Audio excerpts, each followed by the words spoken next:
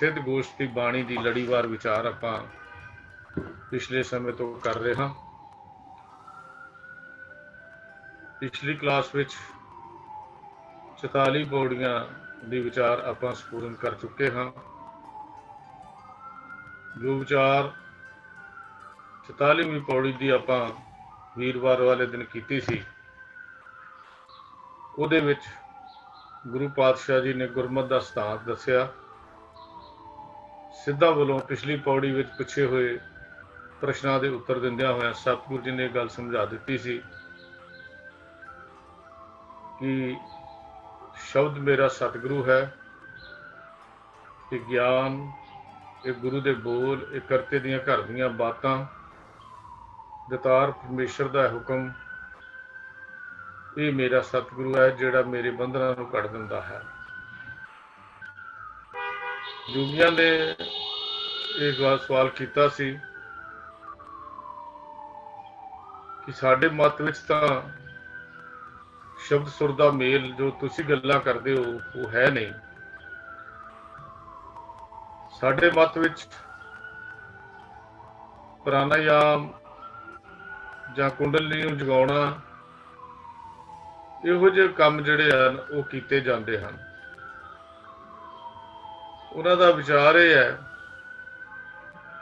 ਵੀ ਇਹ ਜੋ ਅਸੀਂ ਕਰਦੇ ਹਾਂ ਪ੍ਰਾਣਾਯਾਮ ਦੇ ਰਸਤੇ, ਇਹ ਸੁਖਮਨਾ ਨਾੜੀ ਦੇ ਵਿੱਚੋਂ ਲੰਘ ਕੇ ਆਵਾਜ਼ ਉੱਪਰ ਵੱਲ ਨੂੰ ਉੱਠਦੀ ਹੈ, ਆਵਾਜ਼ ਉੱਪਰ ਵੱਲ ਨੂੰ ਉੱਠਦੀ ਹੈ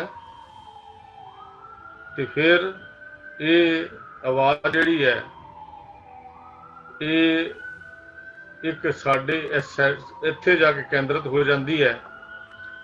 बस इहो ही साडा 10वां द्वार है, इहो ही साडा ढंग है परमेश्वर नूं मिलण दा। कुंडलनी नूं जगाउणा ये उन्हां दे इहनूं शब्द सुरत दा योग वो कहिंदे ने, जिहड़े योग मत दे विच ਜਿਹੜਾ ਗੋਰਖਮਤ ਦਾ ਯੋਗ ਹੈ, ਜਿਹਨੂੰ ਅਸੀਂ ਜੋ ਸਿੱਧਾਂ ਦੀ ਜੜ੍ਹਾਂ ਦਾ ਵਿਚਾਰ ਚੱਲ ਰਹੀ ਹੈ, ਇਹ ਗੋਰਖ ਦਾ ਜਿਹੜਾ ਯੋਗ ਸੀ, ਇਹ ਅੰਦਰਲੀ ਧੁਨ ਨੂੰ ਹੀ ਜਿਹੜੀ ਅੰਦਰੋਂ ਆਵਾਜ਼ ਪੈਦਾ ਹੁੰਦੀ ਹੈ ਸਵਾਸਾਂ ਦੇ ਨਾਲ, ਉਹ ਪ੍ਰਾਣਾਯਾਮ ਕਰਨ ਦੇ ਨਾਲ। ਤੁਸੀਂ ਦੇਖਿਆ ਹੋਵੇਗਾ ਟੈਲੀਵਿਜ਼ਨ ਦੇ ਉੱਤੇ ਵੀ ਇਹ ਜਿਹੜੇ ਪ੍ਰਾਣਾਯਾਮ ਕਰਦੇ ਨੇ, ਇਹਨਾਂ ਦੇ ਅੰਦਰੋਂ ਆਵਾਜ਼ ਜਿਹੀ ਉਹ ਪੈਦਾ ਹੁੰਦੀ ਹੈ, ਜਿਹਨੂੰ ਨਾਦ ਕਹਿੰਦੇ ਹੈ, ਜਿਹੜੀ ਧੁਨ ਕਹਿੰਦੇ ਹੈ। ਇਹਨੂੰ ਉਹ ਸ਼ਰੁਤ ਕਹਿੰਦੇ ਨੇ, ਭਾਵ ਸੁਰਤ ਜਿਹੜਾ ਉਹਨੂੰ ਆਖਿਆ ਜਾਂਦਾ। ਤੇ ਗੁਰਮਤਿ ਦੇ ਵਿੱਚ ਜਿਹੜੇ ਸ਼ਬਦ ਹਨ ਉਹ ਪਰਮਾਤਮਾ ਹੈ, ਸੁਰਤ ਹੈ, ਆਤਮਾ ਦੀ ਚੇਤਨਤਾ ਹੈ, ਇਹ ਸ਼ਕਤੀ ਦਾ ਸੂਚਕ ਹੈ, ਜਿਹੜਾ ਸ਼ਬਦ ਸੁਰਤ ਲਈ ਵਰਤਿਆ ਗਿਆ। ਸ਼ਬਦ ਗੁਰੂ ਉਪਦੇਸ਼ ਤੇ ਸੁਰਤ ਜਗਿਆਸੂ ਦੇ ਅੰਦਰ ਇੱਕ ਬਿਰਤੀ ਦੇ ਵਿੱਚ ਇੱਕ ਗੱਲ ਜਿਹੜੀ ਵਸ ਜੀ ਗਈ ਹੈ। शब्द सुर का मेल असीं आम ही गल्लां करते रहने और आम ही गल कहते रहने। जितना चिर साधना करके सिख दी बिरती जिहड़ी है वो शब्द नाल नहीं भिजदी, मेहनत करके बिरती जिहड़ी है शब्द नाल नहीं भिजदी, जां वो मनमत का त्याग करके गुरमत ग्रहण नहीं करता, अपनी मत की मत नहीं छड्डदा, उन्नी देर तक वो आत्मक हुलारे नहीं लै सकता। जो गुरमत का मार्ग है, भी आत्मक हुलारे उदों ही आने ने जदों मन की मत त्यागनी है, गुरु की मत ग्रहण करनी है। शब्द सुर का एक होना ही, ये आत्मक हुलारे ही शब्द सुर का एक होना है, और इहदा ही अवस्था का नाम आनंद है, सहज है। ये अवस्था ही सुन की अवस्था है जिहड़ी गुरु पातशाह जी ने गुरबाणी ने सानू बयान की, जिथे फुरनिया का फुरना बंद हो जाता है और आत्मक हुलारे जिहड़े हन वो आउंदे ने और मनुख आनंद की अवस्था में पहुँच जाता है। अंदर आनंद ही आनंद, आनंद ही आनंद जिहड़ा है वो बनिया रहिंदा।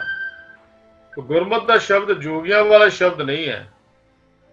गुरु महाराज ने जो गुरमत दे विच जो शब्द है ये परमेश्वर वालों भेजिया होया, करतार वालों भेजिया होया संदेश है, जिन्हों पवन ਆਰੰਭ ਸਤਿਗੁਰ ਮਤ ਵੇਲਾ, ਸ਼ਬਦ ਗੁਰੂ ਸੁਰਤ ਧੁਨ ਚੇਲਾ ਕਹਿ ਕੇ ਗੁਰੂ ਪਾਤਸ਼ਾਹ ਜੀ ਨੇ ਜੋਗੀਆਂ ਨੂੰ ਇਹ ਗੱਲ ਸਮਝਾਈ ਸੀ। ਆਰੰਭ ਬੋਲ ਹਨ, ਹਵਾ ਹੈ, ਪਵਨ ਹੈ, ਜਿਹਦੇ ਨਾਲ ਬੋਲ ਬਣਦੇ ਹਨ, ਪਰ ਇਹ ਬੋਲ ਹੀ ਸ਼ਬਦ ਹਨ ਜਿਹੜੇ ਗਿਆਨ ਦੇ ਬੋਲ ਪਰਮੇਸ਼ਰ ਦੇ ਦਰ ਤੋਂ ਆਏ। ਔਰ ਸੁਰਤ ਨੂੰ ਟਿਕਾਉਣਾ ਇਹ ਸਿੱਖ ਹੈ, ਤੇ ਇਹ ਸੁਰਤ ਵਿੱਚ ਸ਼ਬਦ ਦਾ ਟਿਕਾਉਣਾ ਜਿਹੜਾ ਹੈ ਇਹ ਸਾਡਾ ਜੀਵਨ ਦਾ ਆਧਾਰ ਹੈ। ਸ਼ਬਦ ਟਿਕ ਜਾਏ ਫਿਰ ਆਨੰਦ ਦੀ ਅਵਸਥਾ ਤੇ ਪਹੁੰਚ ਜਾਂਦਾ। ਇਹ ਕੁਝ 44ਵੀਂ ਪੌੜੀ ਦਾ ਸਾਰ ਜਿਹਾ ਸੀ ਜਿਹੜਾ ਅਸੀਂ ਉਸ ਦਿਨ ਵਿਚਾਰ ਕੀਤੀ। ਅੱਜ 45ਵੀਂ ਪੌੜੀ ਤੋਂ ਇਹ ਵਿਚਾਰ ਆਰੰਭ ਕਰਦੇ ਹਾਂ। ਇਸ ਪੌੜੀ ਵਿੱਚ ਜੋ ਸਿੱਧ ਸਵਾਲ ਪੁੱਛਦੇ ਹਨ, ਮੈਨ ਕੇ ਦੰਤ ਕਿਉਂ ਖਾਈਐ ਸਾਰ, ਜਿਤ ਗਰਭ ਜਾਏ ਸੋ ਕਵਨ ਆਹਾਰ, ਹਿਵੇ ਕਾ ਘਰ ਮੰਦਰ ਅਗਨ ਪਿਰਾਹਨ, ਕਵਨ ਗੁਫਾ ਜਿਤ ਰਹੇ ਅਵਾਹਨ, ਇਤ ਉਤ ਕਿਸ ਕੋ ਜਾਨ ਸਮਾਵੈ, ਕਵਨ ਧਿਆਨ ਮਨ ਮਨੈ ਸਮਾਵੈ, ਇਤ ਉਤ ਕਿਸ ਕੋ ਜਾਨ ਸਮਾਵੈ, ਕਵਨ ਧਿਆਨ ਮਨ ਮਨੈ ਸਮਾਵੈ। ਤੋ ਇਸ ਸਿੱਧ ਗੋਸ਼ਟ ਦੀ 45ਵੀਂ ਪੌੜੀ ਵਿੱਚ ਸਿੱਧ ਗੁਰੂ ਨਾਨਕ ਦੇਵ ਮਹਾਰਾਜ ਤੋਂ ਕੁਝ ਸਵਾਲ ਪੁੱਛਦੇ ਹਨ, ਔਰ ਸਵਾਲ ਹਨ ਵੀ ਬੜੇ ਦਿਲਚਸਪ ਜਿਹੇ ਔਰ ਹੈਰਾਨ ਕਰ ਦੇਣੇ ਵਾਲੇ ਹਨ। ਸਿੱਧ ਵੀ ਕਿੰਨੇ ਸਮਝਦਾਰ ਜਾਂ ਵਿਦਵਾਨ ਹੋਣਗੇ ਜਿਹੜੀ ਇਹੋ ਜਿਹੀ ਸ਼ਬਦਾਵਲੀ ਵਰਤ ਕੇ ਗੁਰੂ ਬਾਬੇ ਦੇ ਅੱਗੇ ਗੁੰਝਲਦਾਰ ਜਿਹੇ ਸ਼ਬਦ ਰੱਖ ਕੇ ਸਤਿਗੁਰੂ ਜੀ ਨੂੰ ਸਵਾਲ ਪੁੱਛ ਰਹੇ ਹਨ। ਬੜਾ ਗੁੰਝਲਦਾਰ ਦਾ ਤਰੀਕਾ ਹੈ ਇਹ ਸਵਾਲ ਪੁੱਛਣ ਦਾ, ਸਿੱਧਾਂ ਦਾ, ਜਿਹੜਾ ਇਸ ਸ਼ਬਦਾਵਲੀ ਜਿਹੜੀ ਇੱਥੇ ਵਰਤੀ ਗਈ ਹੈ। ਇਹ ਗੱਲ ਦੀ ਸਵਾਲਾਂ ਦੀ ਡੂੰਘੀ ਰਮਜ ਜਿਹੜੀ ਹੈ ਉਹ ਸਮਝਣ ਵਾਲੇ ਨੂੰ ਉਨੀ ਆ ਸਕਦੀ ਹੈ ਜਿਹਨੂੰ ਇਸ ਗੱਲ ਦਾ ਗਿਆਨ ਹੋਵੇ। ਨਹੀਂ ਤਾਂ ਇਹ ਸਵਾਲਾਂ ਦੀ ਭਾਸ਼ਾ ਨੂੰ ਦੇਖ ਕੇ ਸਵਾਲਾਂ ਦੇ ਅੰਦਰ ਪੁੱਛੀ ਕੋਈ ਰਮਜ਼ ਭਰੇ ਸਵਾਲ ਜਿਹੜੇ ਹਨ ਇਹ ਆਮ ਮਨੁੱਖ ਨੂੰ ਸਮਝਣ ਦੀ ਬਾਤ ਨਹੀਂ ਹੈ। ਆਮ ਵਿਅਕਤੀ ਇਹ ਲਫ਼ਜ਼ਾਂ ਦੀ ਬਣਤਰ ਦੇਖ ਕੇ, ਜਿਵੇਂ ਹੁਣ ਅਸੀਂ ਪੜ੍ਹੇ ਹਨ, ਅਸੀਂ ਪੌੜੀ ਪੜ੍ਹ ਲਈ ਹੈ ਔਰ ਬਾਹਰਲੀ ਲਫ਼ਜ਼ਾਂ ਦੀ ਬਣਤਰ ਤੋਂ ਸਾਡੇ ਪੱਲੇ ਕੁਝ ਵੀ ਨਹੀਂ ਪੈਣਾ ਸਵਾਲ ਕਿਹੋ ਜਿਹੇ ਪੁੱਛੇ ਹਨ। ਉੱਪਰਲੀ ਲਫ਼ਜ਼ੀ ਅਰਥ ਅਸੀਂ ਕਰ ਲਵਾਂਗੇ, ਲੇਕਿਨ ਇਹਨਾਂ ਦੇ ਜਿਹੜੇ ਭਾਵ ਹਨ, ਇਹ ਸਵਾਲਾਂ ਦੇ ਅੰਦਰ ਕੀ ਚੀਜ਼ ਛੁਪੀ ਹੋਈ ਹੈ, ਇਹ ਸਵਾਲ ਕਿਉਂ ਇਹੋ ਜਿਹੇ ਬਣੇ ਹਨ, ਇਹ ਸਵਾਲਾਂ ਦਾ ਸਮਝਣਾ ਬੜਾ ਔਖਾ ਜਿਹਾ ਹੈ। ਤੋ ਇਹਨਾਂ ਸਵਾਲਾਂ ਦੇ ਵਿੱਚ ਮੇਨ ਜਿਹੜੇ ਸਵਾਲ ਸਿੱਧਾਂ ਨੇ ਪੁੱਛੇ, ਤਕਰੀਬਨ ਹਰ ਪੰਕਤੀ ਵਿੱਚ ਇੱਕ ਸਵਾਲ ਹੈ। ਸੰਖੇਪ ਦੇ ਵਿੱਚ ਆਪਾਂ ਜੇ ਗੱਲ ਕਰੀਏ, ਸਿੱਧ ਇਹ ਪੁੱਛਦੇ ਨੇ, ਪਹਿਲਾ ਸਵਾਲ, ਬਾਬਾ ਬਾਲਿਆ ਗੱਲ ਸਮਝਾ, ਮੋਮ ਦੇ ਦੰਦਾਂ ਨਾਲ ਲੋਹਾ ਕਿਵੇਂ ਖਾ ਲਈਏ? ਮੋਮ ਦੇ ਦੰਦਾਂ ਨਾਲ ਲੋਹੇ ਨੂੰ ਕਿਵੇਂ ਚੱਬੀਦਾ ਹੈ? ਇਹ ਪਹਿਲਾ ਸਵਾਲ ਪੁੱਛਿਆ। ਫਿਰ ਦੂਜਾ ਸਵਾਲ ਪੁੱਛਿਆ, ਬਾਲੇ ਦੱਸ ਕਿਹੜਾ ਉਦਮ ਜਾਂ ਕਿਹੜਾ ਆਹਾਰ ਹੈ, ਕਿਹੜਾ ਖਾਣਾ, ਕਿਹੜਾ ਭੋਜਨ ਹੈ ਜਿਹੜਾ ਖਾਣ ਦੇ ਨਾਲ ਹੰਕਾਰ ਖਤਮ ਹੋ ਜਾਏ? ਵੀ ਇਹੋ ਜਿਹਾ ਕਿਹੜਾ ਭੋਜਨ ਬਣਿਆ ਜਿਸ ਭੋਜਨ ਨੂੰ ਖਾਣ ਨਾਲ ਹੰਕਾਰ ਖਤਮ ਹੁੰਦਾ ਹੋਵੇ? ਫਿਰ ਤੀਜਾ ਸਵਾਲ ਪੁੱਛਿਆ ਵੀ ਬਰਫ਼ ਦੀ ਗੁਫਾ ਹੋਵੇ ਤੇ ਉਹਦੇ ਆਸ-ਪਾਸ ਅੱਗ ਦਾ ਪਰਦਾ ਕੀਤਾ ਹੋਇਆ ਹੋਵੇ, ਇਹ ਦੱਸ ਕਿ ਬਰਫ਼ ਦੀ ਗੁਫਾ ਨੂੰ, ਬਰਫ਼ ਨੂੰ ਢਲਣ ਤੋਂ ਕਿਵੇਂ ਬਚਾਇਆ ਜਾ ਸਕਦਾ ਹੈ? ਕਿ ਬਰਫ਼ ਦੀ ਗੁਫਾ ਤੇ ਆਸ-ਪਾਸ ਅੱਗ ਬਲਦੀ ਹੈ, ਦੋਨੇ ਵਿਰੋਧੀ ਤੱਤ ਹਨ, ਪਰ ਸਵਾਲ ਬੜਾ ਰੰਜ ਭਰਿਆ ਹੈ। ਸਿੱਧਾਂ ਦੇ ਸਵਾਲ ਵਾਕਿਆ ਹੀ ਆਮ ਬੰਦੇ ਨੂੰ ਚੱਕਰ 'ਚ ਪਾ ਦਿੰਦੇ ਹਨ। ਉਹਨੇ ਸਵਾਲ ਪੁੱਛਿਆ ਬਈ ਕਿ ਬਰਫ਼ ਦੀ ਗੁਫਾ ਅੱਗ ਦੇ ਪਰਦੇ ਵਿੱਚੋਂ ਢਲਣ ਤੋਂ ਕਿਵੇਂ ਬਚਾ ਕੇ ਰੱਖੀਦਾ ਹੈ? ਉਹ ਗੁਫਾ ਕਿਹੜੀ ਹੈ ਜਿਸ ਗੁਫਾ ਵਿੱਚ ਜਾ ਕੇ ਇਹ ਢਲਣ ਤੋਂ ਬਚ ਜਾਵੇ? ਬਾਲੇ ਦੱਸ, ਇਹਦਾ ਕੀ ਢੰਗ ਹੈ, ਕੀ ਤਰੀਕਾ ਹੈ, ਕੀ ਸਾਧਨ ਹੈ? ਫਿਰ ਅਗਲਾ ਸਵਾਲ ਪੁੱਛਿਆ ਵੀ ਹਰ ਥਾਂ ਹਰ ਜਗ੍ਹਾ ਤੇ ਕਿਸ ਸ਼ਕਤੀ ਨੂੰ ਪਛਾਣੀਏ ਤੇ ਉਹਨੂੰ ਪਛਾਣ ਕੇ ਜਿਹਦੇ ਵਿੱਚ ਮਨ ਨੂੰ ਲੀਨ ਕਰ ਸਕੀਏ, ਉਹ ਕਿਹੜੀ ਤਾਕਤ ਹੈ, ਉਹ ਕਿਹੜੀ ਸ਼ਕਤੀ ਹੈ ਵੀ ਜਿੱਥੇ ਅਸੀਂ ਹਰ ਜਗ੍ਹਾ ਦੇ ਉੱਤੇ ਦੇਖ ਲਈਏ ਤੇ ਮਨ ਜਿਹੜਾ ਉਹ ਲੀਨ ਹੋ ਜਾਏ। ਫਿਰ ਅਗਲਾ ਸਵਾਲ ਸੀ, ਇਹ ਕਿਹੜਾ ਬੱਝਵਾਂ ਟਿਕਾਣਾ ਹੈ ਜੋ ਆਖਰੀ ਸਵਾਲ ਇਸ ਪੰਕਤੀ 'ਚ ਪੁੱਛਿਆ ਵੀ ਜਿੱਥੇ ਧਿਆਨ ਟਿਕਾਇਆ ਜਾਏ, ਜਿੱਥੇ ਮਨ ਟਿਕਿਆ ਰਵੇ, ਬਾਹਰ ਨਾ ਭਟਕੇ, ਮਨ ਬਾਹਰ ਮੁਖੀ ਨਾ ਹੋਵੇ, ਮਨ ਅੰਤਰਮੁਖੀ ਹੋ ਜਾਏ। ਇਹ 5 ਸਵਾਲ ਸਿੱਧਾ ਨੇ ਇਸ ਪਾਵਨ ਛੋਟੀ ਜੀ ਪੌੜੀ ਦੇ ਵਿੱਚ ਗੁਰੂ ਮਹਾਰਾਜ ਦੇ ਅੱਗੇ ਰੱਖੇ ਹਨ। ਹੁਣ ਇਹਨਾਂ ਸਵਾਲਾਂ ਦੀ ਗੰਭੀਰਤਾ ਨੂੰ ਸਮਝਣ ਲਈ ਜਾਂ ਸਵਾਲ ਸਮਝਣ ਲਈ ਮੈਂ ਦੂਜੀ ਲਫ਼ਜ਼ ਵਰਤ ਲਵਾਂ। ਜਿਹੜਾ ਸਵਾਲ ਜਵਾਬ ਗੁਰੂ ਪਾਤਸ਼ਾਹ ਨੇ ਦਿੱਤੇ ਹਨ, ਗੁਰੂ ਮਹਾਰਾਜ ਨੇ ਜਿਹੜੇ ਜਵਾਬ ਦਿੱਤੇ ਹਨ ਅਗਲੀ ਪੌੜੀ ਦੇ ਵਿੱਚ, ਉਹਦੇ ਚੋਂ ਇੱਕ ਪੰਕਤੀ ਲੈਣੀ ਬੜੀ ਜ਼ਰੂਰੀ ਹੈ, ਨਹੀਂ ਤਾਂ ਇਹ ਸਵਾਲਾਂ ਦੀ ਸਮਝ ਸਾਨੂੰ ਆ ਨਹੀਂ ਸਕਦੀ, ਕਿਉਂਕਿ ਇਹ ਦੋਨੇ ਰਿਲੇਟਡ ਪੌੜੀਆਂ ਹਨ ਸਵਾਲ ਜਵਾਬ ਦੀਆਂ। ਪਰ ਇੱਕ ਪੰਕਤੀ ਸਿਰਫ ਉਹਦੇ ਵਿੱਚੋਂ ਅੱਜ ਲੈ ਕੇ ਆਪਾਂ ਵਿਚਾਰ ਕਰਦੇ ਹਾਂ ਜਿੱਥੇ ਸਾਰਾ ਸ਼ਬਦ ਘੁੰਮੇਗਾ। ਗੁਰੂ ਨਾਨਕ ਦੇਵ ਮਹਾਰਾਜ ਨੇ ਜਿਹੜੀ 46ਵੀਂ ਪੌੜੀ ਦੀ ਇੱਕ ਪੰਕਤੀ ਲਿਖੀ, ਕਹਿੰਦੇ ਜਗ ਕਰੜਾ ਮਨਮੁਖ ਗਵਾਰ। ਇਹ ਗੱਲ, ਇਹ ਪੌੜੀ ਜਿਹੜੀ ਹੈ, ਇਹ ਇਸ ਪੰਕਤੀ ਨੂੰ ਸਮਝਣ ਲਈ, ਇਹ ਸਾਰੇ ਸਵਾਲ ਜਿਹੜੇ ਹਨ ਉਹਨਾਂ ਦਾ ਜਵਾਬ ਲੱਭਣ ਲਈ ਇਹ ਜਗ ਕਰੜਾ ਮਨਮੁਖ ਗਵਾਰ ਵਾਲੀ ਜਿਹੜੇ 4 ਸ਼ਬਦ ਹਨ ਇਹ ਸਮਝਣੇ ਬੜੇ ਜ਼ਰੂਰੀ ਹਨ। ਹੁਣ ਗੁਰੂ ਨਾਨਕ ਪਾਤਸ਼ਾਹ ਜੀ ਨੂੰ ਪਹਿਲਾਂ ਜਗਤ ਦੀ ਘਾੜਤ ਘੜੀ ਹੈ।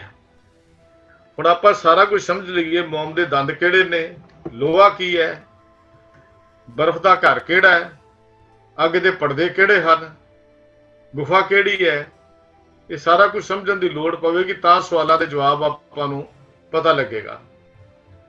ਸਵਾਲ ਅਸੀਂ ਸ਼ਬਦ ਅਰਥ ਜਿਹੜੇ ਹਨ ਜਾਂ ਉਹਨਾਂ ਦੇ ਸਿੰਪਲ ਅਰਥ ਹਨ ਉਹ ਆਪਾਂ ਕਰ ਲਏ ਹਨ। ਕਰ ਕੀ ਲਏ ਮਤਲਬ ਸਵਾਲ ਜੋ ਪੁੱਛੇ ਉਹਨਾਂ ਨੂੰ ਆਪਾਂ ਬਿਆਨ ਕਰ ਲਿਆ। ਤੋਂ ਇਹਦੇ ਲਈ ਗੁਰੂ ਬਾਬੇ ਨੇ, ਗੁਰੂ ਪਾਤਸ਼ਾਹ ਜੀ ਨੇ ਜਿਹੜਾ ਜਵਾਬ ਦਿੱਤਾ, ਜਗ ਕਰੜਾ, ਅੱਗੇ ਮਨਮੁਖ ਗਵਾਰ ਦੀ ਗੱਲ ਕੀਤੀ ਹੈ। ਇਹ ਸਮਝਣ ਦੀ ਲੋੜ ਪਵੇਗੀ ਤਾਂ ਸਾਨੂੰ ਇਹ ਸਵਾਲ ਵੀ ਸਮਝਣ ਆਉਣਗੇ। ਗੁਰੂ ਮਹਾਰਾਜ ਨੇ ਦੱਸਿਆ ਸਿੱਧੋ ਵੀ ਜਗ ਬੜਾ ਕਰੜਾ ਹੈ।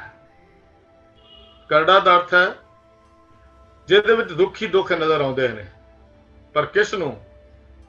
ਉਸ ਲਈ ਜੋ ਮੂਰਖ ਮਨ ਦੀ ਮਤ ਲੈ ਕੇ ਮਨ ਦੇ ਪਿੱਛੇ ਤੁਰਦਾ ਹੈ। ਹੁਣ ਸਿੱਧਾ ਨੂੰ ਸਵਾਲ ਸਮਝਣ ਲਈ ਥੋੜਾ ਜਿਹਾ ਇਸ ਅਸਲੀਅਤ ਨੂੰ ਸਮਝੀਏ ਤਾਂ ਫਿਰ ਗੱਲ ਜਿਹੜੀ ਸਾਨੂੰ ਸਮਝ ਆ ਜਾਏਗੀ।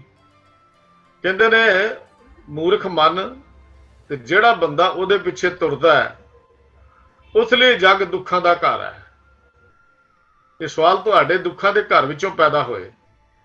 ਜਿੰਨੇ ਸਵਾਲ ਤੁਸੀਂ ਰੱਖੇ ਹਨ ਇਹ ਸਾਰੇ ਦੁੱਖਾਂ ਦਾ ਘਰ ਸੰਸਾਰ ਨੂੰ ਤੁਸੀਂ ਜਾਣਿਆ ਤੇ ਤਦ ਤੁਹਾਡੇ ਅੰਦਰੋਂ ਇਹ ਸਵਾਲ ਪੈਦਾ ਹੋਏ। ਗੁਰੂ ਪਾਤਸ਼ਾਹ ਕਹਿੰਦੇ ਘਰ ਉਹਦੇ ਲਈ ਜਿਹੜਾ ਮਨਮੁਖ ਹੈ ਦੁੱਖਾਂ ਦੀ ਖਾਂ ਹੈ, ਇਹ 'ਚ ਕੋਈ ਸ਼ੱਕ ਨਹੀਂ। ਸੰਸਾਰ ਵਿੱਚ ਅਸੀਂ ਦੇਖਦੇ ਹਾਂ, ਪਰ ਗੁਰਮੁਖ ਲਈ ਇਹ ਜਗਤ ਪਰਮੇਸ਼ਰ ਦੇ ਮਿਲਾਪ ਦਾ ਟਿਕਾਣਾ ਹੈ। ਮਨਮੁਖ ਲਈ ਇਹ ਦੁੱਖਾਂ ਦਾ ਘਰ ਹੈ, ਗੁਰਮੁਖ ਲਈ ਇਹ ਪਰਮੇਸ਼ਰ ਦਾ ਮਿਲਾਪ ਦਾ ਟਿਕਾਣਾ ਹੈ ਇਹ ਜਗਤ। ਤੇ ਮਨਮੁਖ ਲਈ ਬੜਾ ਡਰਾਉਣਾ ਹੈ ਵੀ ਡਰਾਉਣਾ ਜਗਤ ਸੰਸਾਰ ਹੈ, ਜਿੱਥੇ ਹਰ ਪਾਸੇ ਮਨਮੁਖ ਦੇ ਲਈ ਇਹ ਡਰ ਹੀ ਡਰ ਹੈ। ਉਹਦੇ ਲਈ ਕੋਈ ਰੋਸ਼ਨੀ ਨਜ਼ਰ ਹੀ ਨਹੀਂ ਆਉਂਦੀ। ਮਨਮੁਖ ਐਸੀ ਦੁਨੀਆ ਵਿੱਚ ਟਿਕਾਣਾ ਕਰ ਬੈਠਾ ਹੈ ਜਿੱਥੇ ਦੁਸ਼ਮਣ ਹੀ ਦੁਸ਼ਮਣ ਹਨ, ਦੁਸ਼ਮਣ ਹੀ ਦੁਸ਼ਮਣ, ਹਰ ਪਾਸੇ ਦੁਸ਼ਮਣ ਉਹਨੂੰ ਨਜ਼ਰ ਆਉਂਦੇ ਨੇ। ਮਿੱਤਰਾਂ ਦੀ ਦੁਨੀਆ ਚੁਣ ਚੁਣ ਕੇ ਲੱਭ ਲੱਭ ਕੇ ਭਾਲ ਭਾਲ ਕੇ ਵੀ ਕੋਈ ਮਿੱਤਰ ਨਹੀਂ ਲੱਭਦਾ। ਮਿੱਤਰਾਂ ਦੀ ਦੁਨੀਆ ਲੱਭਣੀ ਹੋਵੇ ਬੜੀ ਔਖੀ ਹੈ। ਇਹ ਜਗਤ ਦੀ ਖੇਡ ਜਿਹੜੀ ਗੁਰੂ ਪਾਤਸ਼ਾਹ ਨੇ ਨਕਸ਼ਾ ਖਿੱਚਿਆ ਪਹਿਲਾਂ, ਉਹਦਾ ਜਵਾਬ ਦੇਣ ਲਈ, ਸਵਾਲਾਂ ਨੂੰ ਜਵਾਬ ਦੇਣ ਲਈ ਗੁਰੂ ਸਾਹਿਬ ਜੀ ਨੇ ਨਕਸ਼ਾ ਖਿੱਚਿਆ ਜਗਤ ਦਾ, ਜਿਹਦੇ ਵਿੱਚ ਉਹ ਸਵਾਲ ਸਮਝ ਆਉਣਗੇ। ਕਹਿੰਦੇ ਨੇ ਜਗਤ ਦੁੱਖਾਂ ਦੀ ਘਰ ਹੈ, ਦੁੱਖਾਂ ਦੀ ਖਾਨ ਹੈ, ਸਿਰਫ ਮਨਮੁਖ ਦੇ ਲਈ, ਤੇ ਉਹਦੇ ਲਈ ਇੱਥੇ ਦੁਸ਼ਮਣ ਹੀ ਦੁਸ਼ਮਣ ਹਨ, ਮਿੱਤਰ ਕੋਈ ਹੈ ਹੀ ਨਹੀਂ। ਮਿੱਤਰਾਂ ਦੀ ਦੁਨੀਆ ਨੂੰ ਲੱਭਦੇ ਨਹੀਂ, ਚੁਣ ਚੁਣ ਕੇ ਭਾਲ ਭਾਲ ਕੇ ਦੇਖ ਦੇਖ ਕੇ ਫਿਰ ਫਿਰ ਕੇ ਉਹ ਮਿੱਤਰਾਂ ਦੀ ਦੁਨੀਆ ਨਹੀਂ ਲੱਭ ਸਕਿਆ। ਨਾ ਹੀ ਮਿੱਤਰ ਉਹਨੂੰ ਲੱਭੇ ਹਨ, ਤੇ ਨਾ ਹੀ ਉਹ ਲੱਭ ਸਕਦਾ ਹੈ। ਬੜੀ ਔਖੀ ਜੀ ਬਾਤ ਹੈ। ਕੋਈ ਇੱਕ ਅੱਧਾ ਮਿਲ ਗਿਆ, ਮਿਲ ਜਾਏ, ਨਹੀਂ ਤਾਂ ਇਹ ਜੱਗ ਕਰੜਾ ਹੀ ਨਜ਼ਰ ਆਉਂਦਾ ਹੈ। ਹਰ ਪਾਸੇ ਉਹਨੂੰ ਦੁੱਖ ਨਜ਼ਰ ਆਉਂਦੇ ਨੇ। ਜਿੱਧਰ ਝਾਤ ਮਾਰਦਾ ਦੁੱਖਾਂ ਦੀਆਂ ਨਦੀਆਂ ਵਗਦੀਆਂ ਹੋਈਆਂ ਨਜ਼ਰ ਆਉਂਦੀਆਂ ਨੇ। ਇਹਨੂੰ ਮਨਮੁਖ ਲਈ ਹੁਣ ਗੁਰੂ ਪਾਤਸ਼ਾਹ ਜੀ ਨੇ ਇਹ ਗੱਲ ਗੁਰਬਾਣੀ ਦੇ ਅੰਦਰ ਵੀ ਬਿਆਨ ਕੀਤੀ ਹੈ।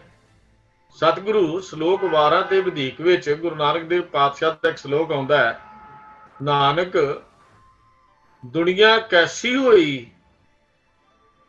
ਸਾਲਕ ਮਿਤ ਨ ਰਹਿਓ ਕੋਈ, ਭਾਈ ਬੰਦੀ ਹੇਤ ਚੁਕਾਇਆ, ਦੁਨੀਆ ਕਾਰਨ ਦੀਨ ਗਵਾਇਆ। ਸ਼ਲੋਕ ਹੈ ਗੁਰੂ ਨਾਨਕ ਦੇਵ ਪਾਤਸ਼ਾਹ ਦਾ, ਸ਼ਲੋਕ 12 ਤੇ ਵਧੀਕ ਸਰਲੇਖ ਦੇ ਵਿੱਚ ਸਾਹਿਬ ਸ੍ਰੀ ਗੁਰੂ ਗ੍ਰੰਥ ਸਾਹਿਬ ਜੀ ਦੇ ਪਾਵਨ ਅੰਕ 1410 ਤੇ ਛੋਟਾ ਜਿਹਾ ਸ਼ਲੋਕ ਹੈ। ਤੇ ਗੁਰੂ ਸਾਹਿਬ ਇੱਥੇ ਗੱਲ ਕਰਦੇ ਵੀ ਦੁਨੀਆ ਕਿਹੋ ਜਿਹੀ ਨੀਵੇਂ ਪਾਸੇ ਵੱਲ ਜਾ ਰਹੀ ਹੈ, ਦੁਨੀਆ ਦੀ ਸੋਚਣੀ, ਦੁਨੀਆ ਦੀ ਤੱਕਣੀ ਕਿਹੋ ਜਿਹੀ ਹੈ, ਕਿਹੋ ਜਿਹੀ ਦੁਨੀਆ ਕਹਿੰਦੇ। ਇੱਥੇ ਕੋਈ ਰਸਤਾ ਦਿਖਾਉਣ ਵਾਲਾ ਹੀ ਨਹੀਂ, ਹਨੇਰਾ ਹੀ ਹਨੇਰਾ ਹਰ ਪਾਸੇ ਨਜ਼ਰ ਆਉਂਦਾ ਹੈ। ਨਾਨਕ ਦੁਨੀਆ ਕੈਸੀ ਹੋਈ, ਸਾਲਕ ਕਹਿੰਦੇ ਨੇ ਰਸਤਾ ਦਿਖਾਉਣ ਵਾਲਾ, ਕੋਈ ਚੰਗੀ ਸੇਧ ਦੇਣ ਵਾਲਾ ਸੰਤ ਲੋਕ, ਕੋਈ ਇਹੋ ਜਿਹਾ ਭਲਾ ਪੁਰਸ਼, ਮਿੱਤਰ ਕੋਈ ਦਿਸਦਾ ਹੀ ਨਹੀਂ ਇਹੋ ਜਿਹਾ ਜਿਹੜਾ ਕੋਈ ਰਸਤਾ ਵੀ ਦੱਸ ਸਕੇ। ਇਸ ਜਗਤ ਦੇ ਵਿੱਚ ਰਸਤਾ ਦੱਸਣ ਵਾਲਾ ਕੋਈ ਹੈ ਹੀ ਨਹੀਂ। ਰਹੋ ਕੋਈ, ਮੈਂ ਢੂੰਡ ਢੂੰਡ ਕੇ ਲੱਭ ਕੇ ਥੱਕ ਗਈ, ਮੈਨੂੰ ਨਹੀਂ ਲੱਭਾ। ਗੁਰੂ ਪਾਤਸ਼ਾਹ ਕਹਿੰਦੇ ਵੀ ਇਹੋ ਜਿਹਾ ਮਿੱਤਰ ਨਹੀਂ ਮਿਲਿਆ ਜਿਹੜਾ ਇਸ ਦੁਨੀਆ ਦੇ ਕਰੜੇਪਨ ਨੂੰ ਸਮਝ ਸਕਦਾ ਹੋਵੇ, ਜਿਹੜਾ ਇਸ ਦੁੱਖਾਂ ਦੀ ਕਹਾਣੀ ਤੋਂ ਬਾਹਰ ਨਿਕਲਿਆ ਹੋਵੇ, ਉਹ ਜਿਹੜਾ ਮੈਨੂੰ ਜੀਵਨ ਦਾ ਪੱਥ ਦੱਸ ਸਕਦਾ ਹੋਵੇ, ਉਹ ਕਹਿੰਦੇ ਮੈਨੂੰ ਨਹੀਂ ਮਿਲਿਆ। ਨਾਨਕ ਦੁਨੀਆ ਕੈਸੀ ਹੋਈ, ਸਾਲਕ ਮਿਤ ਨਾ ਰਹਿਓ ਕੋਈ, ਭਾਈ ਬੰਦੀ ਹੇਤ ਚੁਕਾਇਆ, ਤੇ ਦੁਨੀਆ ਕਾਰਨ ਦੀਨ ਗਵਾਇਆ।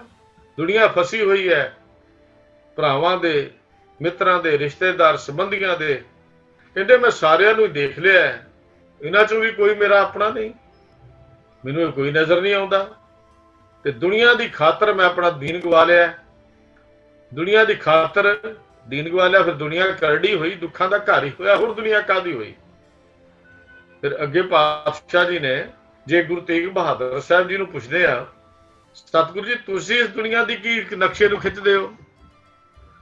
ਤਾਂ ਸਤਿਗੁਰੂ ਗੁਰੂ ਤੇਗ ਬਹਾਦਰ ਸਾਹਿਬ ਸੱਚੇ ਪਾਤਸ਼ਾਹ ਜੀ ਸੋਠ ਰਾਗ ਵਿੱਚ ਇਹ ਗੱਲ ਸਾਨੂੰ ਸਮਝਾਉਂਦੇ ਨੇ, ਇਹ ਜਗ ਮੀਤ ਨਾ ਦੇਖਿਓ ਕੋਈ।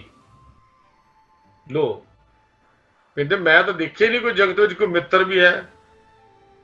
ਇੱਥੇ ਤਾਂ ਹਰ ਬੰਦਾ ਆਪਣੇ ਸੁੱਖ ਦੀ ਗੱਲ ਕਰਦਾ ਹੈ, ਆਪਣੇ ਭਲੇ ਦੀ ਗੱਲ, ਆਪਣੀ ਫਾਇਦੇ ਦੀ ਗੱਲ ਕਰਦਾ ਹੈ, ਆਪਣੇ ਲੋਭ ਦੀ ਗੱਲ ਕਰਦਾ ਹੈ, ਪਰ ਮੈਨੂੰ ਕੋਈ ਲੱਗਦਾ ਹੀ ਨਹੀਂ ਕੋਈ ਜਗਤ ਵਿੱਚ ਕੋਈ ਮੇਰਾ ਮਿੱਤਰ ਵੀ ਹੈ, ਜਿਹੜਾ ਮੇਰੀ ਗੱਲ ਵੀ ਕੋਈ ਸੁਣ ਲਵੇ, ਜਾਂ ਮੇਰੀ ਗੱਲ ਵੀ ਮੈਨੂੰ ਦੱਸ ਦੇਵੇ, ਜਾਂ ਮੇਰੀ ਗੱਲ ਵੀ ਸਮਝ ਕੇ ਮੈਨੂੰ ਕੋਈ ਅਗਲਾ ਪੰਥ ਦੱਸ ਦੇਵੇ, ਜਾਂ ਮੇਰੇ ਦੁੱਖਾਂ ਦੀ ਕਹਾਣੀ ਨੂੰ ਕੋਈ ਸੁਣ ਸਕਦਾ ਹੋਵੇ। ਕਹਿੰਦੇ ਨਹੀਂ, ਕਹਿੰਦੇ ਇਹ ਜਗ ਮੀਤ ਨਾ ਦੇਖਿਓ ਕੋਈ, ਸਗਲ ਜਗਤ ਆਪਣੇ ਸੁਖ ਲਾਗਿਓ, ਦੁੱਖ ਮੈਂ ਸੰਗ ਨਾ ਕੋਈ। ਕੋਈ ਮੇਰਾ ਮਿੱਤਰ ਨਹੀਂ, ਕੋਈ ਸਹੇਲੀ ਨਹੀਂ। ਕਹਿੰਦੇ ਨੇ ਮੈਂ ਦਾਰਾ, ਮੈਂ ਇਸਤਰੀ ਨੂੰ ਵੀ ਤੱਕ ਲਿਆ, ਪੁੱਤਰਾਂ ਨੂੰ ਵੀ ਤੱਕ ਲਿਆ, ਮਿੱਤਰਾਂ ਨੂੰ ਵੀ ਤੱਕ ਲਿਆ, ਸੰਬੰਧੀਆਂ ਨੂੰ ਵੀ ਤੱਕ ਲਿਆ, ਵੇਖ ਲਿਆ, ਸਾਰੇ ਧਨ ਦੇ ਹੀ ਮਿੱਤਰ ਹਨ। ਬਸ ਜਦ ਤੱਕ ਮੇਰੇ ਪੱਲੇ ਦਾਣੇ ਤੇ ਕਮਲੇ ਵੀ ਸਿਆਣੇ ਵਾਲੀ ਗੱਲ ਹੈ। ਜਦੋਂ ਤੱਕ ਮੇਰੇ ਕੋਲ ਕੋ ਹੈ ਇਹ ਮੇਰੇ ਮਿੱਤਰ ਨੇ, ਜਦੋਂ ਇਹਨੂੰ ਦੇਖਿਆ ਤੇ ਪੱਲੇ ਕੁਛ ਨਹੀਂ, ਸਭ ਸਾਥ ਛੱਡ ਗਏ। ਫਿਰ ਦੁਨੀਆ ਦੁੱਖ ਦੇਣ ਵਾਲੀ ਹੈ। ਗੁਰੂ ਤੇਗ ਬਹਾਦਰ ਸਾਹਿਬ ਜੀ ਸੱਚੇ ਪਾਤਸ਼ਾਹ ਕਹਿੰਦੇ ਦਾਰਾ ਮੀਤ ਪੂਤ ਸੰਬੰਧੀ ਸਗਰੇ ਧਨ ਸਿਓ ਲਾਗੇ। ਸਾਰੇ ਧਨ ਦੇ ਲਾਲਚੀ ਹਨ, ਸੰਬੰਧ ਉਹਨਾਂ ਹੀ ਹੈ ਜਿੰਨਾ ਧਨ ਹੈ। ਬਸ ਹੈ ਹੀ ਦੁਨੀਆ 'ਚ ਇਹੋ ਕੁਝ ਹੀ ਹੋ ਰਿਹਾ, ਆਪਾਂ ਵੇਖਦੇ ਹੀ ਹਾਂ ਸੰਸਾਰ ਦੀ ਖੇਡ ਕਿਹੋ ਜਿਹੀ ਚੱਲਦੀ ਹੈ। ਪਰ ਜਬ ਹੀ ਨਿਰਦਨ ਦੇਖਿਓ, ਜਬ ਹੀ ਨਿਰਦਨ ਦੇਖਿਓ ਨਰਕ, ਜਦੋਂ ਹੀ ਦੇਖ ਲਿਆ ਤਾਂ ਵੀ ਗਰੀਬ ਹੋ ਗਿਆ, ਸੰਗ ਛਾੜ ਸਭ ਭੱਜ ਗਏ, ਸਭ ਭੱਜ ਗਏ, ਸਾਰੇ ਸਾਥ ਛੱਡ ਗਏ, ਕੋਈ ਮਿੱਤਰ ਨਹੀਂ। ਦੁਨੀਆ ਦੀ ਮਿੱਤਰਤਾ ਏਦਾਂ ਦੀ ਹੈ, ਦੁਨੀਆ ਹੈ ਹੀ ਇਹੋ ਜਿਹਾ। ਗੁਰੂ ਅਮਰਦਾਸ ਮਹਾਰਾਜ ਜੀ ਤਰਸਯੋਗ ਹਾਲਤ ਨੂੰ ਬਿਆਨ ਕਰਦੇ ਕਹਿੰਦੇ ਮਿੱਤਰ ਘਨੇਰੇ ਕਰਥ ਕੀ ਮੇਰਾ ਦੁੱਖ ਕਾਟੇ ਕੋਈ, ਕੋਈ ਹੈ ਹੀ ਨਹੀਂ ਜਿਹੜਾ ਮੇਰਾ ਦੁੱਖ ਕੱਟ ਲਵੇ। ਗੁਰੂ ਅਮਰਦਾਸ ਮਹਾਰਾਜ ਦਾ ਬਚਨ ਹੈ। ਬੜੇ ਮਿੱਤਰ ਕੀਤੇ, ਬੜੇ ਲੱਭੇ, ਲੱਭ ਲੱਭ ਕੇ ਥੱਕ ਗਈ, ਪਰ ਮੈਨੂੰ ਕੋਈ ਇਹੋ ਜਿਹਾ ਨਜ਼ਰ ਹੀ ਨਹੀਂ ਆਉਂਦਾ ਜਿਹੜਾ ਮੈਨੂੰ ਜੀਵਨ ਦਾ ਕੋਈ ਮਾਰਗ ਦੱਸ ਦੇਵੇ, ਜੀਵਨ ਦਾ ਕੋਈ ਰਸਤਾ ਦੱਸ ਦੇਵੇ, ਮੇਰਾ ਕੋਈ ਦੁੱਖ ਕੱਟ ਦੇਵੇ। ਦੁੱਖ ਕਿਹੜਾ? ਜਿਹੜਾ ਮੇਰਾ ਵਿਛੋੜੇ ਦਾ ਦੁੱਖ ਮੈਨੂੰ ਪਿਆ ਹੋਇਆ, ਕੋਈ ਦੁੱਖ ਦੂਰ ਕਰਨ ਵਾਲਾ ਹੀ ਹੈ ਨਹੀਂ। ਗੱਲ ਕੀ ਸੰਸਾਰ ਵਿੱਚ ਦੁਸ਼ਮਣ ਹੀ ਦੁਸ਼ਮਣ ਹਨ, ਮਨ ਗੁਰੂ ਸਾਹਿਬ ਜਗ ਕਰੜਾ, ਜਗ ਕਰੜਾ ਗੁਰੂ ਸਾਹਿਬ ਆਪ ਕਹਿੰਦੇ ਕਿਹਦੇ ਲਈ?